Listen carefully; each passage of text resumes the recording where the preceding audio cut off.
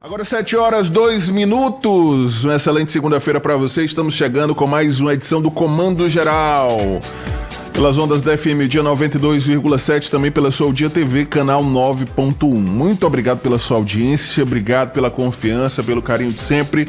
Nós vamos juntos até as 8h15 da manhã com muita informação e, é claro, muita participação popular. Você interage conosco no 2106-9927, deixa o seu recado, a sua sugestão de pauta, a sua denúncia. Fica à vontade para interagir conosco. Hoje, segunda-feira, 28 de abril de 2025, já finalizando o mês de abril. Deixa eu dar bom dia aqui ao meu companheiro de trabalho, Chico Gomes. Bom dia, Chico. Opa! Muito bom dia, Natanael. Bom dia, Diógenes aqui presente. A você de casa, o nosso muito bom dia. Segundou! E com ele mais um estouro de audiência, Comando Geral. Um estouro de audiência, o Comando Geral. Já você pode participar via 2106-9927. Vamos que vamos até as 8h15 da manhã, não é isso, Natan? É isso, até as 8h15 da manhã, muita informação para você. Deixa eu dar bom dia também aqui ao Vitor Costa, viu? O Vitor Costa já tá conosco aqui, o Vitor também chegando aqui.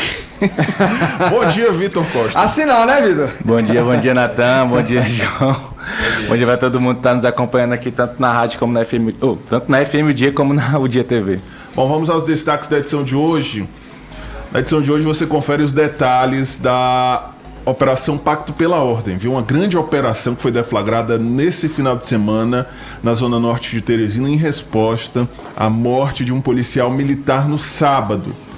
A morte do sargento Galvão da Polícia Militar na zona sudeste de Teresina, um caso de grande repercussão. Daqui a pouquinho todos os detalhes e também os desdobramentos dessa prisão, que terminou com mais de 20 prisões em Teresina durante o final de semana. Daqui a pouquinho os detalhes. E ainda, a Prefeitura inicia a campanha de vacinação nas escolas da capital. Você também vai conhecer como funciona o Simpatinhas. Você já ouviu falar no Simpatinhas? É o RG para cães e gatos. Daqui a pouco também os detalhes a respeito dessa novidade que chega ao Piauí e também ao Brasil. Você participa no 2106-9927, 2106-9927, você participa, interage conosco, deixa o seu recado, a sua sugestão de pauta, a sua denúncia. Fique à vontade até as 8h15 da manhã para interagir conosco. Vamos aos destaques também do Líder em Credibilidade, viu? O Jornal Dia, edição de segunda-feira, 28 de abril de 2025. Traz na manchete: municípios piauienses continuam no ranking dos mais ricos do agronegócio do Brasil. Em outubro de 2024, o Jornal Dia já havia noticiado que o Piauí tinha 2 municípios entre os mais ricos no agronegócio do Brasil, Baixa Grande do Ribeiro e Uruçuí, que juntas injetaram mais de 5 bilhões de reais na produção agrícola. Neste domingo foi divulgado um novo estudo que atesta novamente o potencial destas regiões.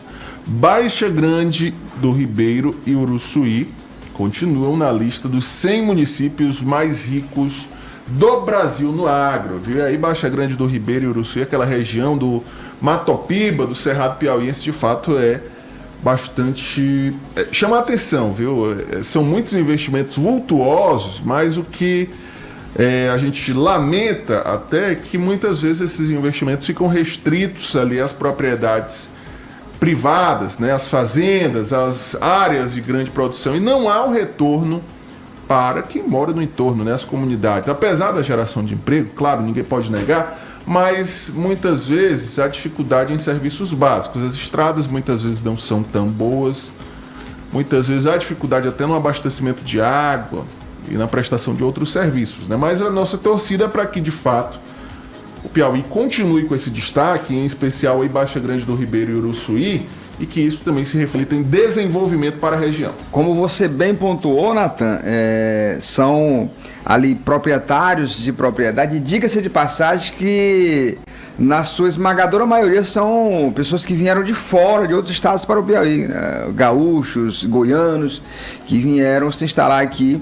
E aí essa produção, o Vitor Costa, na sua, acho que 99% é vendida para fora do país, não é comercializada aqui no nosso estado, ou seja, produz-se muito aqui, mas fica muito pouco para o nosso estado usufruir fluir. E o que destaca aí, tanto Nathan e Chico, é que como essa região ela é bem vista por esse tipo de agricultura, né? Uma região que de fato conseguiu se desenvolver muito bem, tanto todos os produtos que por lá são plantados, o algodão, a soja, enfim, consegue se desenvolver muito bem, porque é uma região muito diferente de todo o resto do Piauí. É uma região que ainda tem muita influência ali da Bahia, do Tocantins, então é uma região de clima diferente, então de fato faz muito bem para as plantações. Agora o que realmente precisa ser feito aí é uma integração maior entre o resto do estado e aquela região, para que a gente também consiga usufruir desses frutos,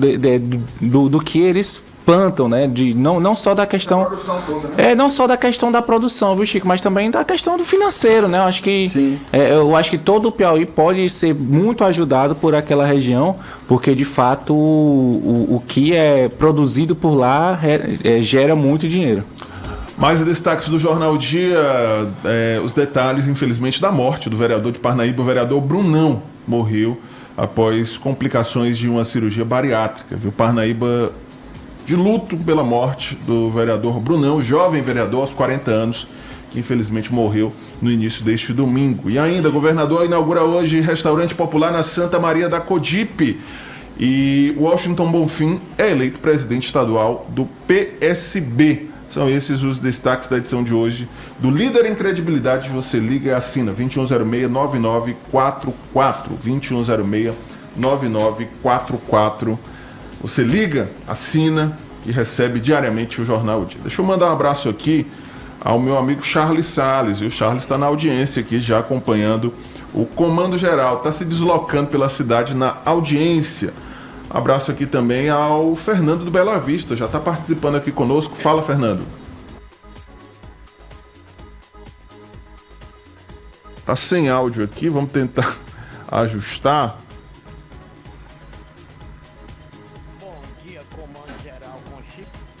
Vamos tentar ajustar o áudio do Fernando.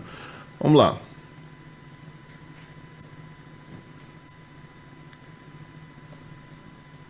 Infelizmente não foi possível aqui, Fernando. Vamos tentar aqui um outro ouvinte. Fala, Caburé.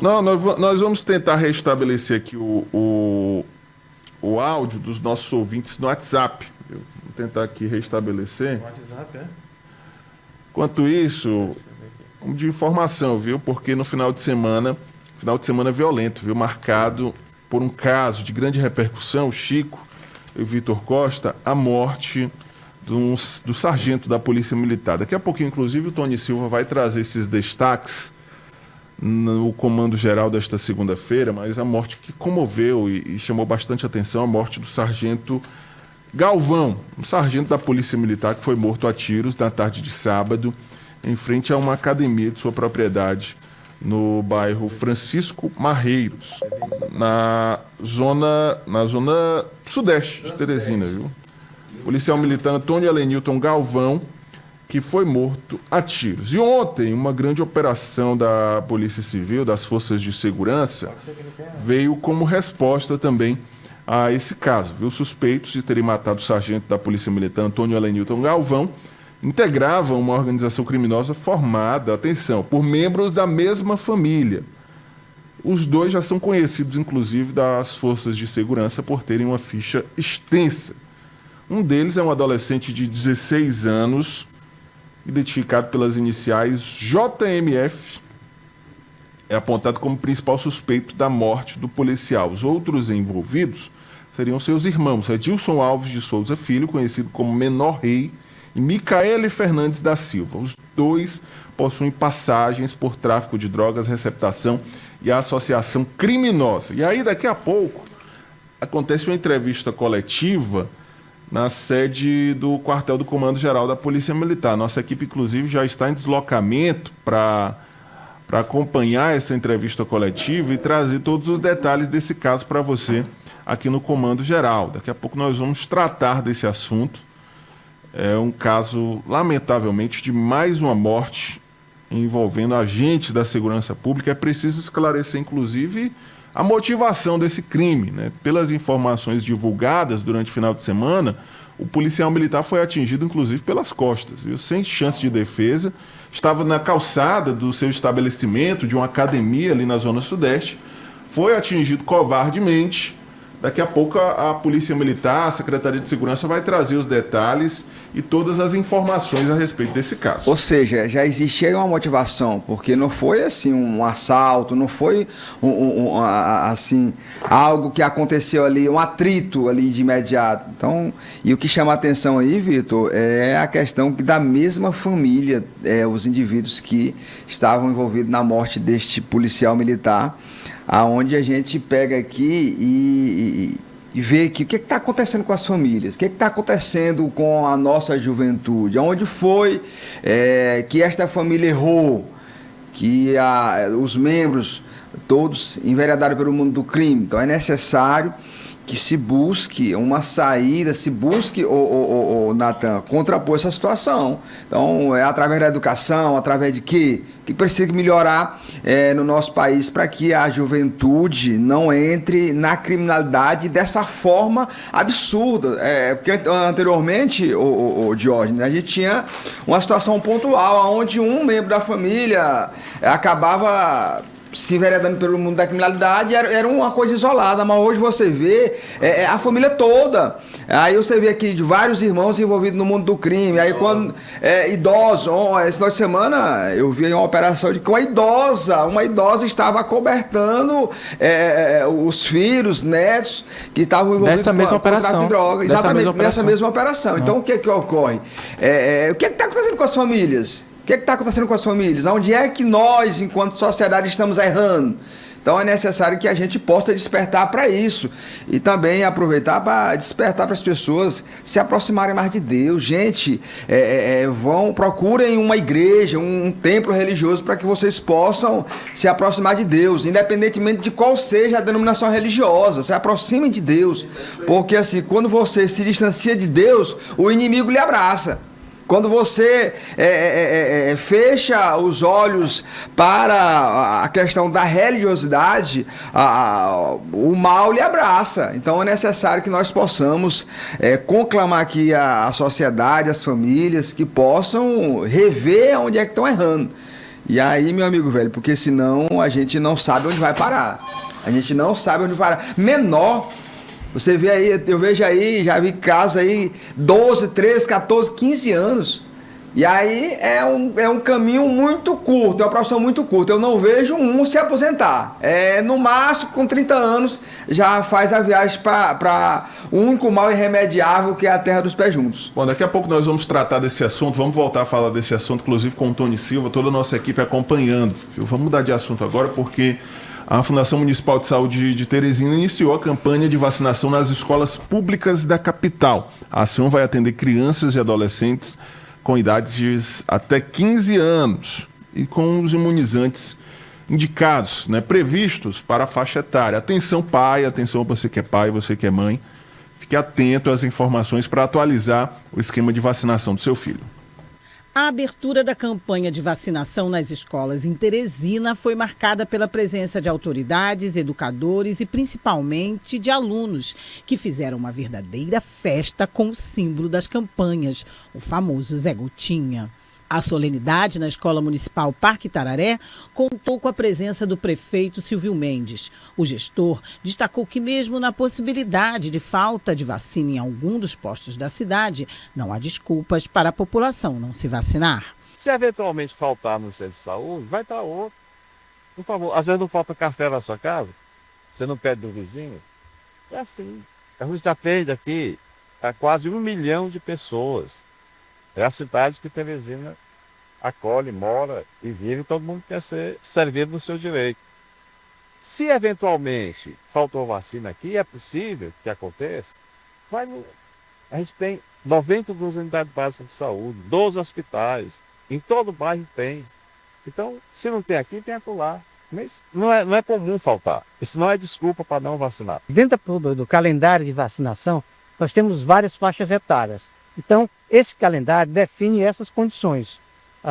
Cada escola tem essa referência e todas as crianças devem ir procurar as suas escolas, bem como as unidades básicas de saúde.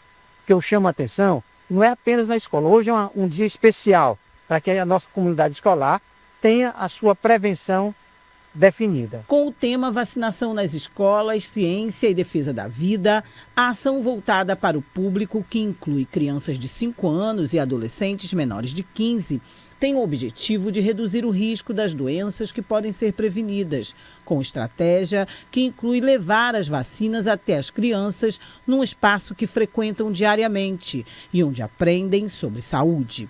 Para estudantes com até 15 anos, serão ofertadas vacinas contra a febre amarela, tríplice viral e tríplice bacteriana.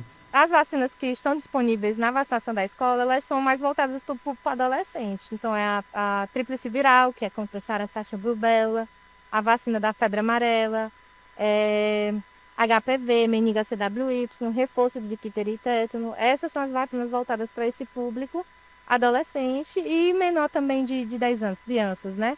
A gente tem um foco dos menores de 10 anos, traz vacinas da tríplice viral, febre amarela, poliomielite e a penta, que é a inicial do esquema da difteria do tétano. A gente pergunta o nome, confirma o nome, né, no termo de assentimento, confirma a idade e aí faz as perguntas básicas do estado de saúde, se teve febre recente, se tem alguma condição de saúde, toma remédio todo dia, porque as crianças a gente facilita a linguagem.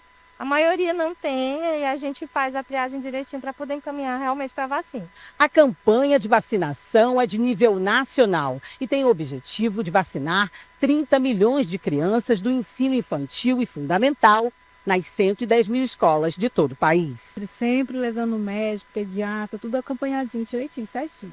Para a mamãe que está em casa e os responsáveis, qual a importância da vacinação? Ela é muito importante, né? Além de prevenir as doenças, né? E a gente sabe que acontece. Hoje em dia a gente tem essa consciência do que está vacinando e é muito triste aqueles pais que não levam e não confiam na vacina. E Aí você, pai, mãe, muita atenção, porque a criança e o adolescente não vai sozinho até o posto de vacinação. É preciso que essa responsabilidade seja adotada pelo pai e pela mãe. E é importante conscientizar, Vitor Costa, porque durante os últimos anos, né, muita gente quis desacreditar das vacinas, tivemos aí vários episódios, enfim.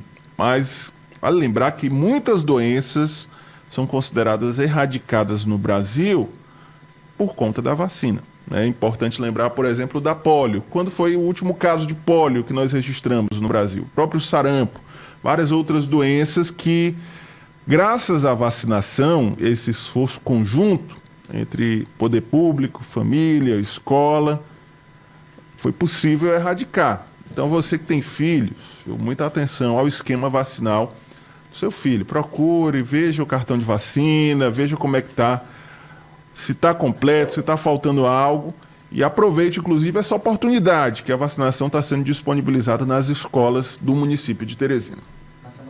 Natan, a Prefeitura de Teresina, ela fez um alerta aí para que os pais buscassem de fato a vacinação, né, sobretudo a vacinação para o sarampo, porque aqui no Brasil a gente voltou a ter casos de sarampos depois de anos sem ter nenhum caso registrado, e isso se deve sobretudo à vacinação, né? O Brasil teve uma queda no número de vacinas contra o sarampo e a resposta foi essa, de voltar a ter casos da doença, uma doença que já era considerada erradicada aqui no nosso país. E isso serve não só para o sarampo, mas para diversas outras doenças que já existe a vacinação já é comprovadamente segura e que dá resultados. Então, a gente, Natan, acho que a nossa geração, os nossos pais foram pais bem responsáveis, porque a gente tem as nossas cadernetas de vacinação todas completas. E não acho correto que nós, dessa nova geração de pais, coloque todo esse trabalho que foi feito a perder por conta de falácias, por conta de fake news, por conta de acreditarem em pessoas que não têm a devida responsabilidade, não têm o devido estudo. Então, de fato, buscar as vacinas ela é necessária. Agora, eu queria só fazer aqui um breve asterisco, Nathan, é que dentro dessa responsabilidade, lá em casa a gente tem um caso Daniel, que tem 11 anos, e ele está ficando, na caderneta de vacina dele tem um espaço em branco, que é a vacina para a dengue, que a gente já buscou em mais de um posto de saúde, em mais de um local de vacinação e não encontrou. Então fica esse ponto aí para a Fundação Municipal de Saúde para dar uma atenção nessa vacinação contra a dengue, porque parece que chega, mas que rapidamente se esgota, e aí muitas pessoas ainda estão com essa lacuna na caderneta de vacinação, que é essa vacina contra a dengue, que é disponível para crianças e adolescentes. Então, só esse ponto aí de um asterisco aí nessas campanhas de vacinação da FMS. Bom, 7 horas e 22 minutos, mandando um abraço aqui também ao Murilo. O Murilo do bairro Morro está conosco na audiência. Rapaz, botou aqui, inclusive, segue o líder, mais 3 pontos. Rapaz, foi um ataque ontem do Flamengo no Corinthians. 4 uma goleada, 4-0. 4-0, 2 gols do ameaças. Pedro, um do Arrascaeta e o outro não me lembro mais de quem foi, mas foi uma não faço goleada. Ideia também, porque eu não assisti. Agora, goleada. Nathan, aproveitar que falar de futebol aqui rapidamente. Ontem a gente teve uma estreia importante. O garoto Janderson, que é daqui do Piauí, ele estreou pelo time profissional do Cruzeiro. Ele é revelado na base do Fluminense e ele fez a sua estreia ontem na partida contra o Vasco. O Cruzeiro venceu essa partida. E o Janderson, que é natural de Altos, fez a sua estreia pelo time profissional do Cruzeiro. Então, mais uma joia aí revelada no futebol piauiense, que com certeza aí vai dar muitos resultados no futebol nacional agora. E aí aproveitar essa sua deixa aí, Vitor, e pedir para as secretarias municipais de esporte e lazer, a Secretaria Estadual de Esporte e Lazer, que possam investir mais na revelação de diversos atletas que nós temos aqui nas mais variadas áreas do esporte, não só no futebol, mas no vôlei, no basquete, no judô, no jiu-jitsu.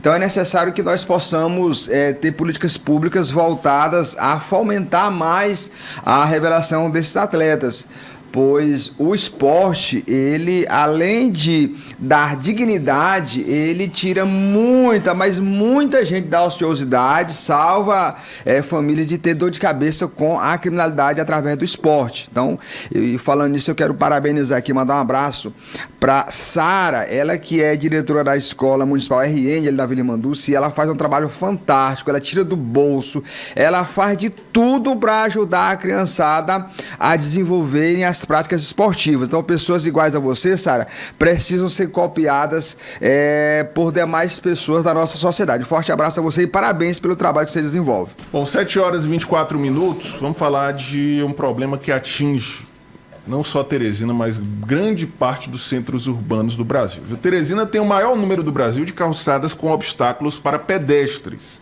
Os dados são da pesquisa urbanística do entorno de domicílios, que foi realizada aí em conjunto dentro do Censo Demográfico de 2022 pelo IBGE. Edna Maciel traz os detalhes. Eu chamo a sua atenção para esses dados. Acompanhe. Seu Francisco tem 67 anos. Um acidente de carro e doenças como artrose e diabetes o deixaram com problemas de visão e mobilidade. E os vários obstáculos nas calçadas de Teresina se tornaram um risco de acidentes dobrado para o idoso. Buraqueira nas calçadas. Isso incomoda demais. Você vai, tropeça, cai e pronto. O calçadão que está ficando cheio de buraco também. Por causa dos pesos dos carros e tudo, quebra as pedras e não vão consertar. Se conserta, parece que bota um cimento com sonrisal.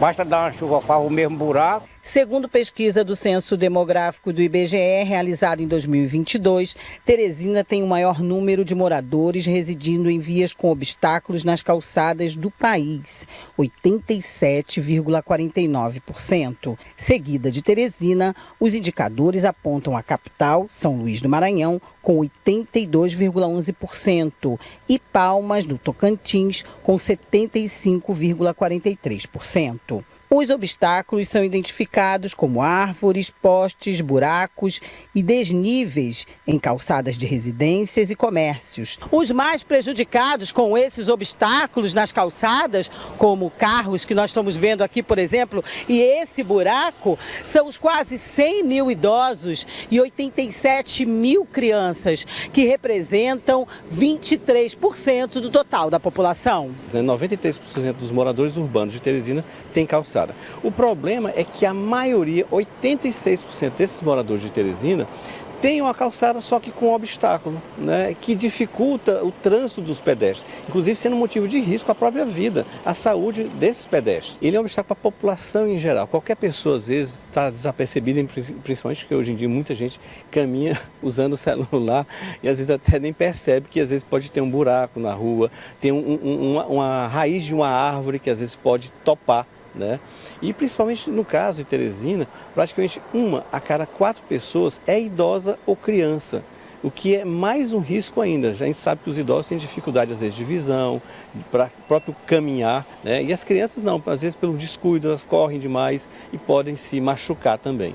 Na realidade, esses são inclusive o público de mais risco para acidentes com essa questão dos obstáculos. Algumas soluções apontadas pelos especialistas para resolver o problema são o cumprimento da lei municipal que existe em Teresina desde 2014, sob a fiscalização das SDUs.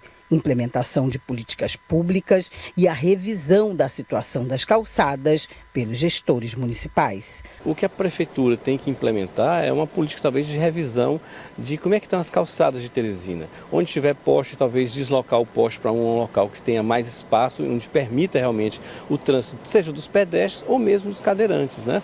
Onde houver desnível, apresentar alguma solução também, por exemplo, caso de uma rampa para uma garagem, informar ao morador que tem aquela casa com aquele problema de desnível, como é que ele deveria fazer tecnicamente para ter a passagem, por exemplo, para os pedestres e para os cadeirantes, né? Tudo, na realidade, depende de política pública, da prefeitura principalmente, para trabalhar essa questão da acessibilidade.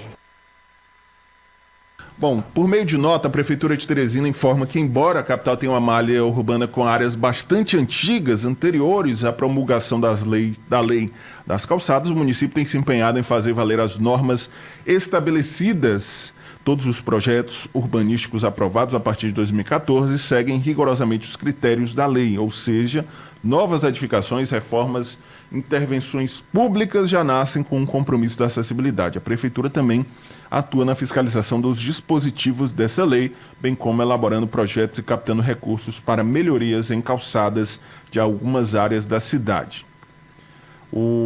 A Prefeitura acrescenta ainda que a responsabilidade pela construção e conservação das calçadas é compartilhada com a população. A lei estabelece que os proprietários de imóveis são responsáveis por manter as calçadas em frente às suas casas ou comércios de acordo com os padrões exigidos. A Prefeitura informa ainda que qualquer denúncia de irregularidade pode ser enviada para as Superintendências de Desenvolvimento Urbano da região ou a S-Trans, quando for o caso de estacionamento irregular de carros sob a calçada. 7h29, participação conosco no telefone. Bom dia, quem fala?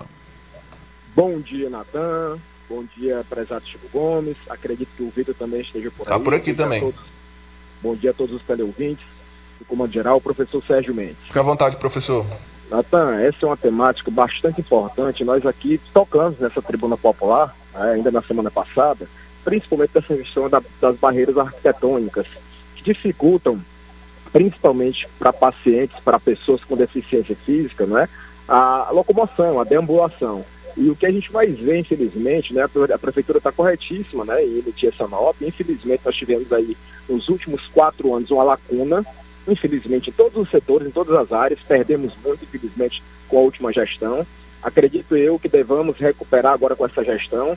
E a gente também tem que fazer, Natan, Chico e Vitor, uma culpa compartilhada. Ou seja, quem também tem as suas calçadas, que as coloquem realmente dentro dos padrões exigidos. Nós temos um código de postura do município que deve ser obedecido. E, infelizmente, muitas pessoas, às vezes, fazem calçadas altas, calçadas que não têm um padrão, não é? Em que a pessoa consiga se deslocar com maior fluidez, e isso é um entrave para quem precisa, né, principalmente se deslocar, as pessoas que são cegas, as pessoas que são cadeirantes, então necessitam ter isso aí, né, esses entraves diminuídos ou zerados. Então a gente pede também aqui a colaboração Natan, Vitor e Chico, que também as pessoas percebam que tem uma sinalização, não é? Daquelas vagas reservadas em supermercados, restaurantes, farmácias. Aquelas vagas reservadas, Natan, não estão ali à toa, não. Infelizmente, o brasileiro tem aquele velho jeitinho, eu vou passar só um minutinho lá dentro, não vai ter nenhum problema, porque não vai chegar a pessoa. Chega! Infelizmente, às vezes a pessoa chega naquela vaga, não a vê ali disponível, às vezes estaciona 1, 2 quarteirões depois e não sabe qual é a dificuldade que o cidadão enfrenta, não é? Principalmente estaciando 2 quarteirões e vindo, né? Com essas barreiras arquitetônicas. Então, para finalizar, pedimos a sensibilidade também da população em geral, que quando virem uma vaga disponível ou reservada, que aquela vaga deixe para serem priorizadas para aquelas pessoas que fazem jus. Um bom dia a todos. O governo federal lançou o sistema para emissão de carteira de identidade para animais domésticos. É o Simpatinhas. É um RG para o cão, gato, os animais domésticos. E quem traz os detalhes, que explica para você como criar, como ter acesso a esse documento gratuito e a importância dele, é o nosso repórter Zanviana. O Sistema de Cadastro Nacional de Animais Domésticos foi criado para registrar cães e gatos em um banco de dados nacional. Tutores, ONGs e municípios podem cadastrar os animais sob sua responsabilidade e emitir a carteirinha de identificação. De forma simples, é um RG animal que inclui um QR Code. Esse código pode ser fixado na coleira e permite que, em caso de perda, qualquer pessoa consiga localizar o tutor e ajudar o animal a voltar para casa. Microchip é um dispositivo eletrônico do tamanho de um grão de arroz implantado sob a pele do animal. Ele contém um número único, lido por scanner ou aplicativo. O Simpatinhas aceita o microchip de qualquer fabricante. Não há restrição de marca. Posso registrar meu animal sem colocar microchip? Animais microchipados ou não, cadastrados ou não, podem ser registrados no Simpatinhas. O registro é gratuito e gera um RG animal único e transferível que acompanha o animal por toda a vida. A principal vantagem do microchip e do QR Code é garantir que o animal perdido seja identificado e devolvido ao tutor com mais facilidade. Só quem perdeu um animal sabe o quanto que é angustiante procurar sem sucesso. O microchip é uma identificação permanente que oferece proteção e segurança ao animal, além de facilitar o acesso a programas públicos de saúde e castração. O sistema já está aberto para cadastro. Basta acessar simpatinhas.mma.gov.br. Tá aí, você que é tutor, né? A forma correta hoje de falar. Você que é tutor de cães, gatos, tem um animalzinho de estimação, quer emitir o seu RG, o Chico Gomes tá muito aqui empolgado, né? Ele disse que vai logo fazer esse investimento aí nos Simpatinhas, né? Para garantir os direitos dos seus animais de estimação, não é isso, Chico? Rapaz, eu só criou lá em casa galinha, meu amigo. Mas pode é um animal doméstico, ou é pro abate? Não, assim, é válido a iniciativa. Eu confesso que não sou adepto da criação de animal, até mesmo porque de animal doméstico, até mesmo porque não tenho tempo para cuidar. Então eu defendo que só quem cria, só possa criar quem possa cuidar, quem tenha tempo. Porque tem gente que cria e deixa aí jogado, né, Vitor? Aí não vale. Tem que criar e cuidar com todo carinho. Eu não tenho esse tempo lá em casa. A gente sai de casa cedo e só retorna no final do dia. Então não dá pra deixar o animal. Aí deixa o Lucas lá, mas a irmã dele, aí um cuidando do outro, não tem como cuidar do cachorro. O Murilo tá dizendo o seguinte: olha, isso aí é a maior conversa fiada. Vão já impor impostos sobre os animais. Eu não duvido, não. E aí existe, outros países existem. E assim, não concordo, mas existe uma lógica por trás disso. Do imposto para animais, no caso dos animais domésticos, porque, de fato, as pessoas gastam muito com os animais, né? Aí o governo também quer. Quer a fatia do bolo, né? Exato. Por falar em animais, aqui até tem a ver com o tema, o nosso ouvinte aqui, o Francisco, está dizendo o seguinte: 4 meses de gestão do prefeito Silvio Mendes e o centro de zoonoses, o único em Teresina, continua em estado de abandono pela Fundação Municipal de Saúde. É preciso trazer de volta os plantões de 24 horas. Na gestão anterior de Firmino Filho, aqui havia plantão 24 horas no centro de zoonoses, né? Vamos levantar essa pauta, inclusive, acionar a Fundação Municipal de Saúde para saber o que está sendo feito e os planos lá para o centro de zoonoses de Teresina. É o único realmente que tem uma estrutura muito tímida, viu, para atender toda a capital. O centro de zoonoses que fica ali localizado no bairro Matadouro, né, ali perto do Teatro do Boi. Matadouro, né? Matadouro. Aí registrado, portanto, também a participação aqui do nosso ouvinte. Então, se você tem interesse, viu, procure mais informações lá no portaldia.com sobre a carteira de identidade para animais, os Simpatinhas. A Viana explicou aí todos os detalhes, o passo a passo é a importância, né? Brincadeiras à parte, pode ser um instrumento, inclusive, para ajudar a localizar o animal perdido. Exatamente. Né? Um animal que tenha saído de casa e o dono não percebeu, então... E serve também para quem abandona os animais, né? Porque tendo a identificação, você fica mais fácil saber quem é o dono daquele animal. Mas quem vai aderir a essa identificação... aqueles que jamais vão abandonar exatamente. seus animais. Não acho que abandone, exatamente. É verdade. Bom, vamos mudar de assunto agora, trazendo para você informações da política, viu? O prefeito de Parnaíba, Francisco Emanuel, esteve no Sistema O Dia de Comunicação e fez um balanço dos primeiros meses de gestão do segundo maior município do estado do Piauí. Acompanhe. Tivemos que fazer uma readministração ali, uma reorganização da casa para melhorar mais ainda a nossa administração. E tivemos agora uma visita a Brasília, onde tivemos reafirmando nosso apoio com a nossa bancada federal, o senador Ciro Nogueira, o deputado Átila Leira, a deputada Júlia Arcoverde, né? Também tive com o deputado Jadiel também, que se comprometeu em ajudar a nossa Parnaíba, e graças a Deus estamos com boas perspectivas de colher bons frutos, né?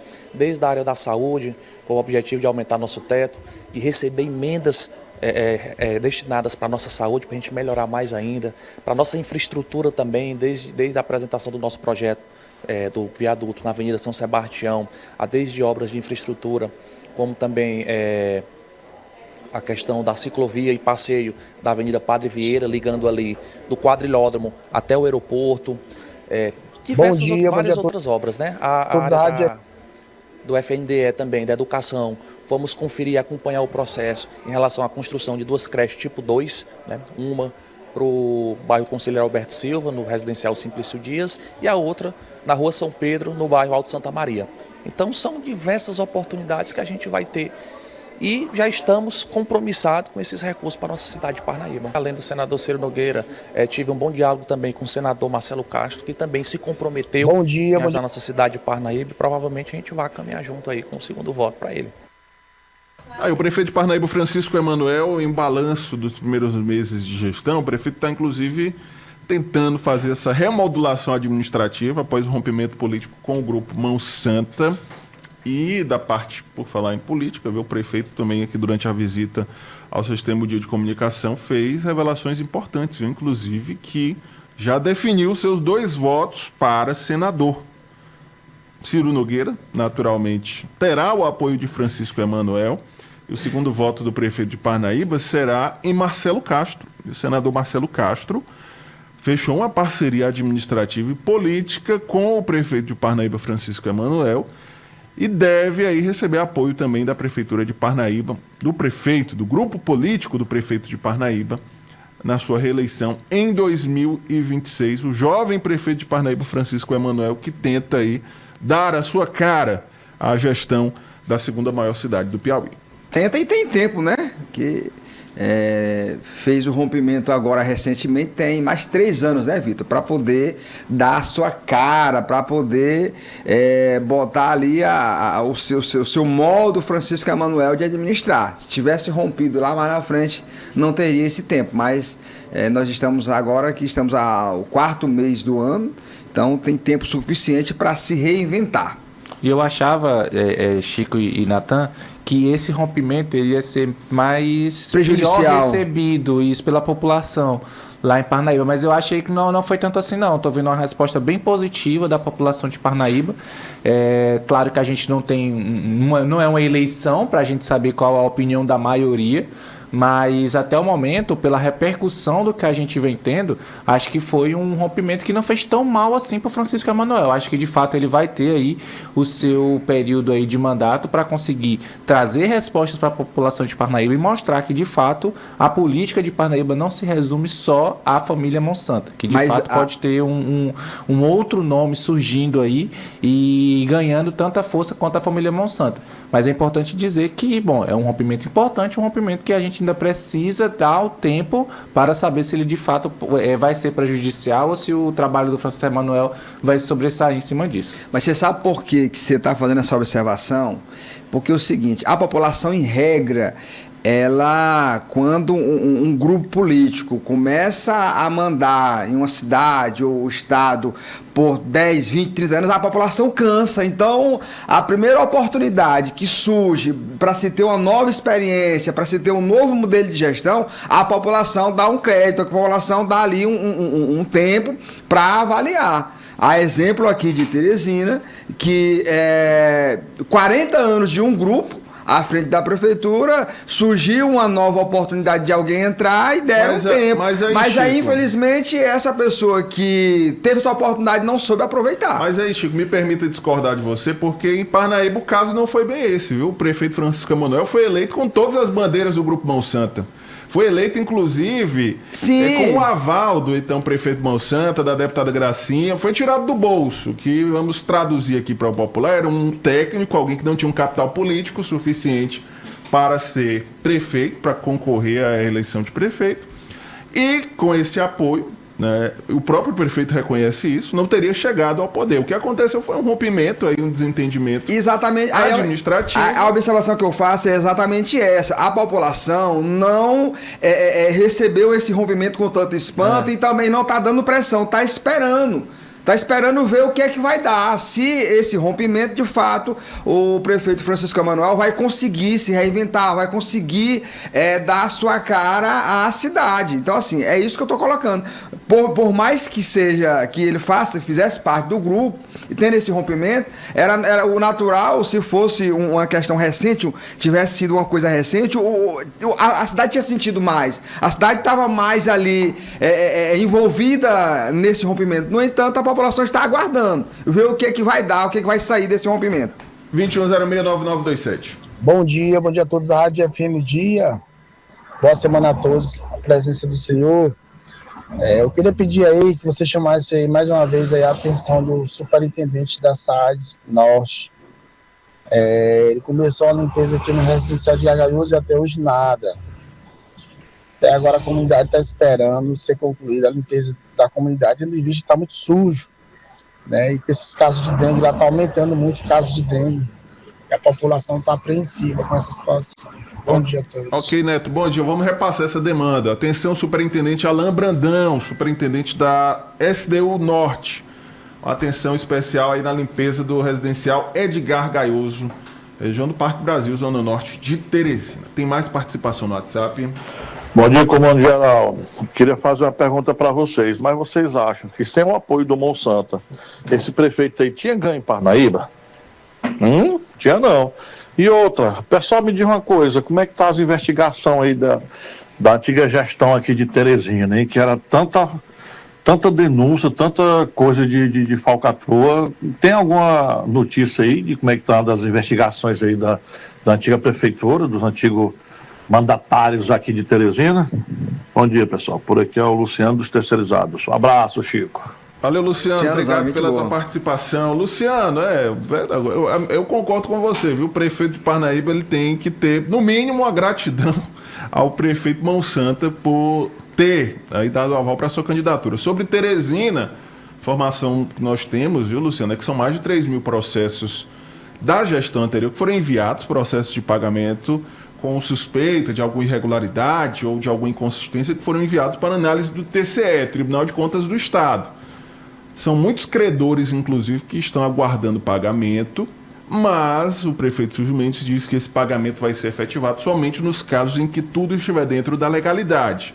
Onde estiver aí alguma inconsistência, algum problema jurídico, o pagamento não vai ser feito e aí o Tribunal de Contas vai ser responsável por adotar as medidas cabíveis. Vale lembrar que o TCE, inclusive, reprovou as contas do ex-prefeito Doutor Pessoa no que diz respeito ao ano de 2023. Viu? As contas referentes ao ano de 2023 foram reprovadas por unanimidade pelo Tribunal de Contas do Estado. Nós vamos continuar acompanhando e trazer para você as atualizações a respeito disso. Ainda sobre o primeiro ponto levantado pelo Luciano, dizer que gratidão se paga com gratidão.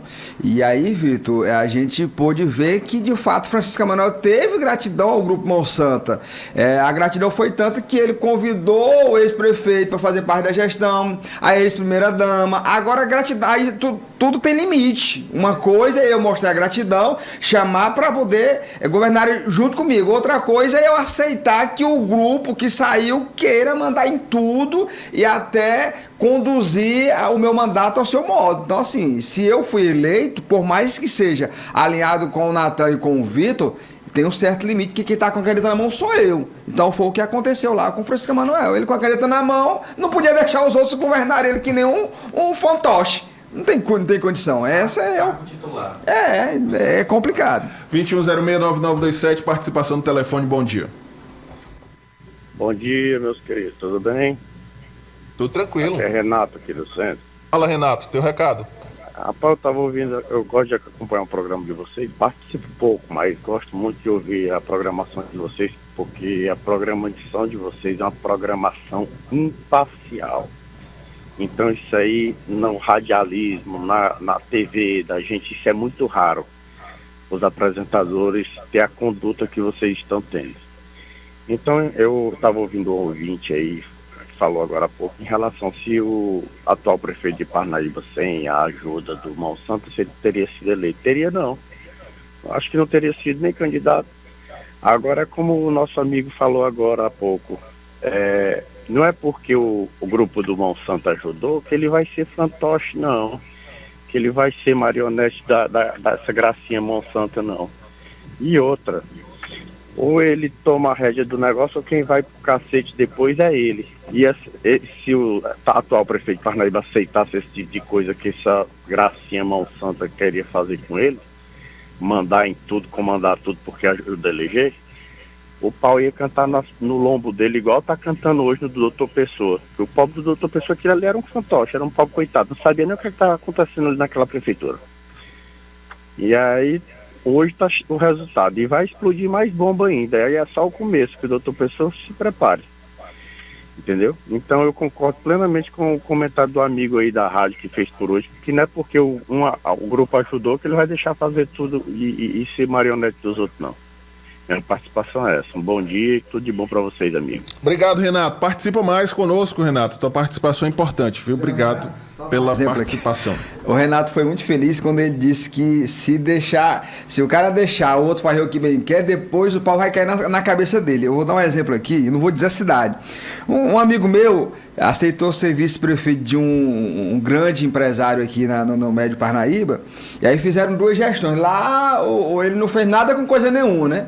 E aí, quando terminou a gestão, começou a ver os processos. Aí ele chamou o meu amigo, que foi vice-prefeito, e disse, vem cá, vai resolver os pepinos aí, porque é o seguinte, aqui eu tenho um pano para manga e eu tenho como me livrar de qualquer situação. Tu aí que é o mais fraco, tu se vira para resolver isso aí, porque é o seguinte, que não o pau cai na tua cabeça. Ou seja, meu amigo velho, você vai deixar o cara fazer o que bem entende, depois o Juca cai na sua nuca, aí, meu amigo velho, aí você vai amargar a questão de ter aceito alguém fazer de você uma marionete, um fantoche.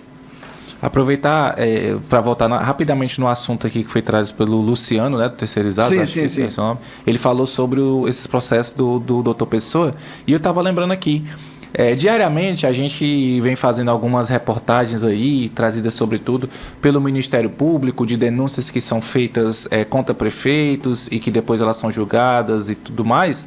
E assim, são julgamentos, Luciano, de 10 anos atrás, de 15 anos atrás, que as condenações estão saindo agora. Então, nessa questão do doutor Pessoa, eu tenho certeza que não vai ser diferente disso. Esses processos que estão agora começando, como o Nath também trouxe aqui, são mais de 3 mil processos que estão aí sendo investigados pelo Tribunal de Contas do Estado. Além desse, tem outros processos também de outras pastas que também vão ser julgados por outros órgãos aí fiscalizadores, mas que não vão ser resolvidos da noite para o dia. A gente sabe como é moroso esse processo e com certeza a gente vai ter aí pelo menos uma década até que tudo isso seja resolvido. Obviamente não é isso que a gente quer. A gente quer resoluções rápidas, mas falando aqui em termos de Brasil, em termos Piauí, em termos judiciários, essas situações aí eu tenho certeza que não vão ser resolvidas em menos de 3, 4, 5 anos não, viu, Luciano? Agora, Natanael, você falou aí em 3 mil processos, falando na questão da gestão do ex-gestor, mas eu quero levantar um questionamento aqui. Ninguém está falando aqui, ninguém veio falar, melhor dizendo, daqueles que se utilizaram da máquina pública, se utilizaram da estrutura do prefeito e hoje estão na Câmara Municipal, que grande parte, a esmagadora maioria daqueles que estiveram se usufruindo da estrutura pública foram eleitos vereadores e de forma surpresa. Teve gente que tirou 6, 7, 8 mil votos, que você fica se perguntando onde foi que esse indivíduo arrumou tanto voto, o que foi que ele já fez na vida para ter essa quantidade de voto. Então é necessário que aqueles que se beneficiaram, aqueles que ajudaram a achacar o cidadão teresinense, e aí, para conseguir chegar à Câmara Municipal, sejam punidos também. E a população precisa ficar alerta, não precisa citar nomes, mas todo mundo sabe aqui. A esmagadora maioria daqueles que estiveram ali sugando a população teresinense, hoje estão na Câmara Municipal, graças a uma gestão falida do ex-prefeito Dr. Pessoa. 7h57, mais participação conosco. Bom dia, Comando Geral, com Chico Gomes, Natanael Souza, que Deus abençoe a todos. Um alô aí, uma ouvinte que não perde um programa da rádio na TV, Áshela Santa, assessora do governador na área de comunicação. Ela é uma menina que agrada a Deus com seu lindo sorriso, e quando ela chega perto de mim falando da Naira, eu fico mais feliz ainda. É o Caburé. Tchau, Chico Gomes, sou corno apaixonado, tchau. Rapaz, Caburé te acalma, pelo amor de Deus. Caburé, gente boa. É o que ele disse aí no final, rapaz. Ele disse que tá um homem apaixonado. Não, ele falou outra coisa. Falou? Eu escutei também, só apaixonado. Rapaz, vamos deixar eu quieto entendi aí. apaixonado. Caburé, um abraço pra ti e pra Ashla, assessora do governador Rafael Fonteles. Abraça também aí, rapidamente, o Miranda. O Miranda, eu estive com ele na sexta-feira, acompanhando a visita do senador Ciro Nogueira lá na Sencasp e também lá no Restaurante Popular de Teresina. Forte abraço ao nosso querido Miranda e toda a sua equipe aí na Sencasp. Bom dia a todos do Comando Geral, Fernando Bela Vista. Natanael, Chico, bom dia a todos. Agora, assim, o Chico sabe explicar isso. Eu acho que é uma das únicas capitais do Brasil, se não for a única, que ônibus não circula durante o domingo. A cidade toda parada. E ainda onde circula ônibus são a Zona Leste. Será que existe alguma outra capital, Chico, que não se circula ônibus domingo, ou é só exclusividade de Teresina? Bom dia. Aí o questionamento do Fernando, Chico. Olha, Teresina é uma situação atípica, infelizmente. Amarga essa situação do transporte de ruim qualidade em virtude de se ter um grupo empresarial que monopoliza o transporte público há décadas, ninguém faz nada para mudar. Eu vejo aí vereadores que vão eleitos prometendo vestirem a camisa do transporte público, gestores vão eleitos para o comando da cidade prometendo resolver o problema do transporte e não se resolve. Deixa aí o grupo empresarial que não tem capacidade, que não tem compromisso com a população, e infelizmente não se tem aí previsão de que isso vai mudar, Porque entra a gestão e sai a gestão e o CETUT continua ali. Eu me lembro que há uns 10, 15 anos atrás eu trabalhava no transporte, meu amigo, quando era período de eleição, as empresas de ônibus pareciam mais um comitê eleitoral de vereadores e até de alguns candidatos majoritários do que propriamente uma empresa de transporte coletivo. Então dá nisso. Os caras vertem a camisa, patrocinam, bancam a classe política e acabam se enraizando e massacrando a população, infelizmente, com a palavra os senhores políticos detentores de mandato da nossa capital. Essa situação aí, Chico, é uma questão, uma conta de padaria aqui rapidamente a gente, para refletir. Já se mudaram prefeitos, já se mudaram gestores da S-Trans, já se mudaram também funcionários. Só tem um ponto de todos aí que nunca foi mudado, que é justamente a classe empresarial. E o sistema continua ruim. Então, assim, o que será que faz o sistema do transporte público de Teresina ser ruim da forma que é? Prefeito já mudou, manteve, até piorou em algum momento. Gestores da S-Trans também, a gente sabe que tem pouco a se mandar dentro da pasta. E a classe empresarial, os empresários, o CETUT, se mantém da mesma forma e continua com o mesmo serviço pífio que desde a época que eu era estudante, que eu utilizava muito mais transporte público do que atualmente, se mantém aí e continua a população sofrendo nas mãos desses empresários. E aí, o órgão fiscalizador, me perdoe, nosso querido Natan, o órgão fiscalizador, ele é para ele ser imparcial, é para ele ser neutro, não ter envolvimento. E aí, o que acontece? Não sei hoje, mas há bem pouco tempo atrás, você queria ser motorista de ônibus, ou cobrador, mecânico, o que fosse, era só procurar alguém que trabalhasse da S-Trans para pegar ali um bilhetinho, uma carta, ou apenas ir falar em nome de alguém que trabalhasse da S-Trans. Aí fica difícil. Fica difícil. Como é que eu sou o órgão fiscalizador e eu vou ter uma proximidade ali excessiva com aquele setor que eu fiscalizo? Fica difícil a gente ter crédito, acreditar nesse tipo de fiscalização com essa proximidade. 8:02, seguindo na política, o senador Ciro Nogueira fortalece a relação com parlamentares para se aproximar da população. Viu? O senador tem cumprido agendas aqui no estado do Piauí, em Teresina. Vamos acompanhar. Todos sabem da minha aproximação com prefeitos do estado, da forma que eu encontrei de levar os meus investimentos, melhoria de vida da população. Mas eu tenho que ter um contato com a população. Eu fico em Brasília de segunda a sexta, né? Eu só acho que sou o único parlamentar do Piauí que faz isso. E às vezes eu sinto essa carência de estar perto da população. E eu acho que os vereadores podem ser esse elo.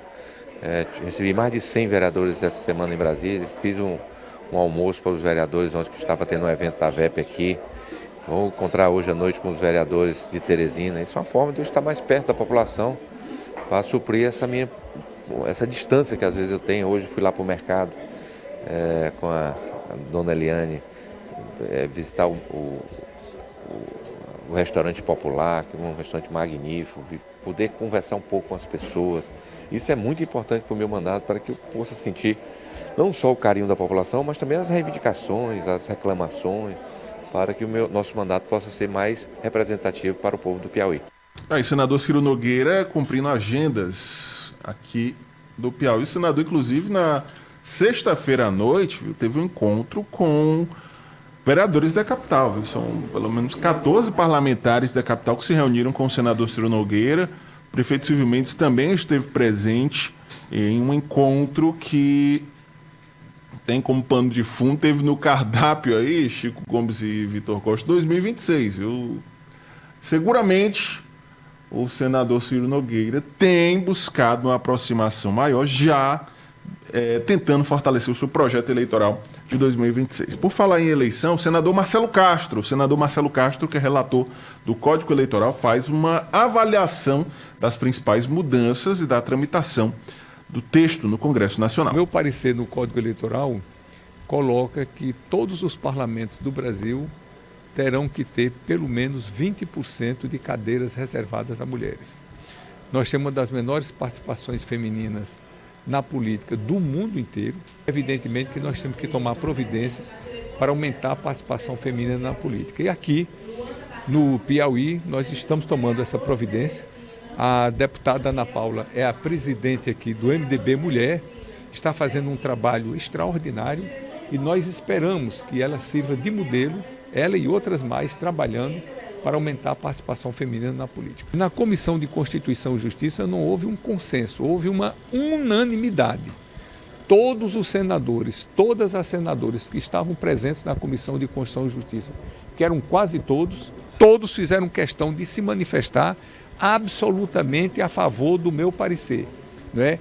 Contra a reeleição no Brasil, a favor de mandato de 5 anos e a favor da coincidência dos mandatos. Então nós estamos muito seguros de que rapidamente nós iremos votar isso no Senado para poder ir para a Câmara e, se possível, já poder viger para as próximas eleições. E entre as mudanças, o fim da reeleição, a coincidência de mandatos, né, seriam mandatos de 5 anos. O detalhe aí também que chama a atenção, o mandato de senador passaria de 8 para 10 anos. São algumas mudanças aí propostas e discutidas no Congresso Nacional que, claro, é importante explicar que passam a valer, vai haver um período de transição, né? Não, acredito que não há mais tempo hábil para que essas mudanças para valer para a próxima já sejam, né, aplicadas na próxima eleição, né? Essas mudanças com certeza passarão por um período de transição 2020, 2030, 2034, né? Lá para 2034 que de fato tudo isso deve ser colocado em prática no sistema eleitoral brasileiro. Agora, Vitor, eu observo, não sei se você faz a mesma observação que eu, mas assim, eu acho assim, muito complicado essa reforma, porque é aquela coisa, puxando brasa para minha sardinha, porque assim, vai dar fim à reeleição dos prefeitos, governadores e presidentes, e dá fim à reeleição para o parlamento. Eu acho que tem que ser para todos. Porque é o seguinte, o que eu penso? Meu amigo é o seguinte, você concorreu à eleição para deputado estadual, na próxima eleição, se você quiser concorrer, concorra a governador, a senador ou a deputado federal. Para deputado, mas não, porque é o seguinte, para poder dar uma enxugada, para poder renovar de fato o nosso parlamento. Nós temos parlamentares aí que passaram 40 anos na Câmara dos Deputados. Nós temos vereadores aqui em Teresina que passaram 40 anos na Câmara Municipal de Vereadores. E aí é o seguinte, você vai dar bem aqui 10 anos para alguém estar no Senado, e aí depois mais 10, ou seja, que a pessoa passar 20 anos, se conseguir 3 mandatos, já são 30 anos. É um absurdo. Absurdo. Então, assim, mas, como nesse nosso país nada é feito ouvindo de fato a população, porque eu pergunto aqui, será que se o senador ouviu a grande massa, a sua excelência, o povo? Não, só se ouviu os seus pares, e aí essas mudanças, essas mexidas no tabuleiro, foi só pensando única e exclusivamente a se beneficiarem. Se o senhor excelentíssimo senador Marcelo Castro estivesse com o poder de fazer essas mesmas mudanças, e ele, ao invés de estar no legislativo, estivesse no poder executivo, certamente ele não iria votar a favor dessas mudanças, não nesse formato. Mas, infelizmente, é assim que acontece no nosso país. Eu ainda acho que a questão maior é a de consciência da população no voto, sim. Fim da reeleição, fundo eleitoral, assim, todas essas questões que a gente coloca sempre em pauta, que a gente sempre discute e que inclusive é uma discussão geral, assim, né, nessas, como a gente chama, nessas conversas de bar, conversa de praça. Papo de calçada alta, né? Exato, as pessoas falam muito sobre isso, que de fato ele não pode deixar se reeleger, porque senão se perpetua e tudo mais, mas o ponto principal de tudo isso é a população ter a consciência em quem você está votando. Não adianta você fazer um fim de uma reeleição, ou não adianta você se reeleger para o seu 15º mandato consecutivo. Quem está lhe colocando lá é a população. Se está lhe colocando lá por consciência própria ou por consciência de bolso, não sei. Mas, de fato, é isso que o coloca, é o voto.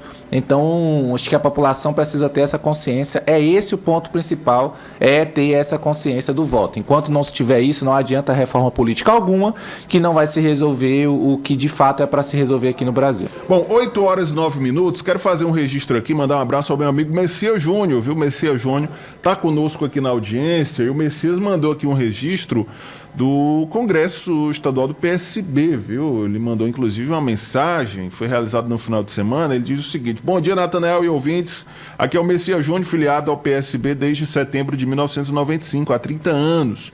Os partidos políticos no Brasil estão passando por uma reestruturação para sobreviver. Aqui no Piauí, os socialistas do PSB lançaram a tese Ainda Estamos Aqui, né, que visa fortalecer a sigla e manter vivo o partido para as eleições de 2026. Defendemos 3 eixos fundamentais: representatividade política e partidária nas direções executivas, garantindo voz e voto para todos os segmentos, fortalecimento dos segmentos organizados do PSB com estrutura e recursos do fundo partidário e lançamento de um candidato a senador pela sigla, além de chapas de deputados estaduais e deputados federais. O objetivo da tese é fortalecer o PSB e garantir uma presença forte e atuante na política brasileira e especificamente no Piauí. É o recado aqui, a mensagem do nosso ouvinte e amigo Messias Júnior, lá do PSB. E no final de semana o partido elegeu o professor Washington Bonfim, secretário estadual de Planejamento, como presidente estadual da sigla. Até bem pouco tempo, Washington Bonfim comandava o diretório municipal e foi eleito, nesse final de semana, presidente estadual do PSB. Boa sorte, então, ao professor Washington Bonfim, ao Messias Júnior e a todos os que fazem o Partido Socialista Brasileiro. Partido histórico, viu, aqui no Brasil, e que sempre foi um partido que contribuiu com o debate público no Piauí e em todo o Brasil. Forte abraço a todos os que fazem o PSB. Mudança aí, eu não sei se o Vitor prestou atenção, eu acompanho política há muito tempo, eu acho que é a primeira vez que se escolhe um presidente do PSB via eleição. Outrora não havia eleição, era indicação, fulano. Mas no caso aí foi uma aclamação, né? Aclamação, mas já é um passo, pelo menos se discutiu, né? Candidato, mas pelo menos se discutiu, que anteriormente só era, olha, vai fulano, vai Beltrano, e eu acho que todos os partidos precisam adotar essa prática de colocar os seus mandatários, os seus comandantes da sigla, ouvindo os seus filiados. Porque tem filiado aí que até se surpreende quando vai à sede do partido e que encontra o é você que está agora comandando aqui. Eu acho que tem que ter mais essa entregação aí nos partidos para que o filiado se sinta motivado a participar da sigla. Deixa eu mandar um abraço aqui também ao meu amigo Ayrton, viu? Ayrton lá do Renascença está acompanhando, mandou até uma foto aqui do estúdio, está acompanhando a gente pela televisão. Um abraço. Ayrton, grande liderança comunitária, né, um batalhador lá do Renascença, tá? E também buscando melhorias para o esporte na região sudeste de Teresina. Grande abraço ao Ayrton, popularmente conhecido como o Pete, né? Rapaz, é um grande atleta, viu? Lá no Renascença 1, estou contando até uma história aqui do Pete, né? Do Ayrton, só tinham 2 pessoas que tinham o pé mais avantajado, né? Tamanho 44, né? Eu e o Ayrton. Então, quando ele ia jogar bola, muitas vezes eu emprestava lá a chuteira, o society, né? A chuteira society, o tênis para jogar na quadra. Então, é um grande amigo. Um abraço para ti, Ayrton. Rapaz, interessante. Falando rapidamente sobre o PSB, esses partidos menores, viu, Chico, precisam de fato se mexer, porque a luta agora é pela sobrevivência.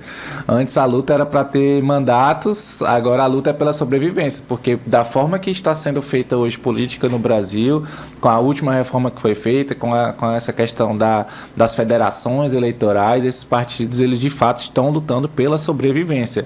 A chance de que esses partidos menores deixem de existir um futuro bem próximo, ela é real, e eu acho que qualquer um dessas siglas aí que não se mexerem, que não se ativarem e que de fato atraírem votos, atraírem um público, de fato a tendência é que acabe. Vamos se extinguir, né? 8h14, já chegou no final do programa. Pois não, Chico. Manda aí um abraço aí pro vereador, jornalista, advogado Pedro Alcântara. Ele nos assiste todos os dias. Ele lançou um livro na semana passada. Quando eu cheguei na Câmara Municipal, ele já tinha saído, não me encontrei, mas encontrei ele na Sencasp na quinta-feira.